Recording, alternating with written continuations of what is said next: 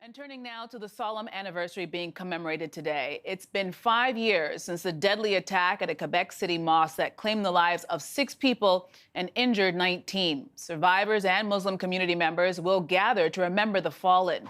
Today's anniversary marks the first official National Day of Remembrance of the Quebec City mosque attack and action against Islamophobia. An official ceremony is scheduled to take place outside the mosque at 6 p.m. Eastern Time. The community is calling for more government action to fight Islamophobia, saying simply not enough has been done. We'd like to see them actually have a real investigation into systemic Islamophobia. We'd like to see them put money behind it. I know that they've said that they're going to have that special representative to combat Islamophobia, but really the government has to accept responsibility for the shifting attitudes about Muslims among Canadians and systemic Islamophobia in government institutions. And joining us to speak on this is Fareed Khan, founder of Canadians United Against Hate. Thank you so much for joining us. Thank you for having me. All right, so from 5 years ago to now, what has changed regarding hate crimes towards the Muslim community? Well, in some ways, it's worse. Over the last 5 years, there have been more Muslims killed in hate crimes in Canada than have been killed in all other G7 countries combined. And that is a very sobering statistic. And I think we should ask ourselves, why is that? Why is that not only did we have 6 men killed while worshiping in Quebec City 5 years ago, we had another Muslim volunteer killed outside a mosque in Toronto in September 2020. And then we had the Afzal family killed last year in London, Ontario. Now, do you think you've seen enough support provided from political officials in working to prevent hate crimes? Actually, no.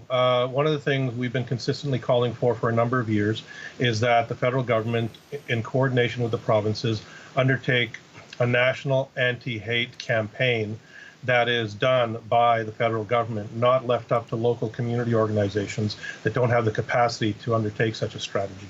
It needs a public education component. It needs a component in education in schools. It also needs to look at enforcing hate crime laws in Canada, which are seldom used. All right, and what steps do Canadians need to take to help end this hate and discrimination? Well, certainly supporting not just the Muslim community, but other communities that are targeted by haters and racists, speaking out when they see it, and taking action by calling their members of parliament and their provincial members to say that governments need to step up and stop with the thoughts and prayers attitude and actually do things that need to be done, take decisive action on the ground to fight racism in the community, online, wherever it happens in Canada. And an example is this truckers' protest happening in Ottawa today. There's a lot of white supremacist, extremist, and racist groups that have attached themselves to it. And yet we have politicians meeting with some of the organizers and encouraging these protesters. Meanwhile, we were supposed to have a in-person vigil in downtown Ottawa this evening, and it had to be canceled. So this so-called freedom rally has basically taken away our freedom to gather and to remember this somber day. And Fareed, before I let you go, I just want to know from you, what exactly would you like to see the government do to change what has happened to the Muslim community? Well, as I said, I think undertake a national anti-hate strategy led by the government, funded appropriately, public education. Not only that, but basically call out public officials and anybody who has a public platform who plays footsies with racists and white supremacists, and name them and shame them.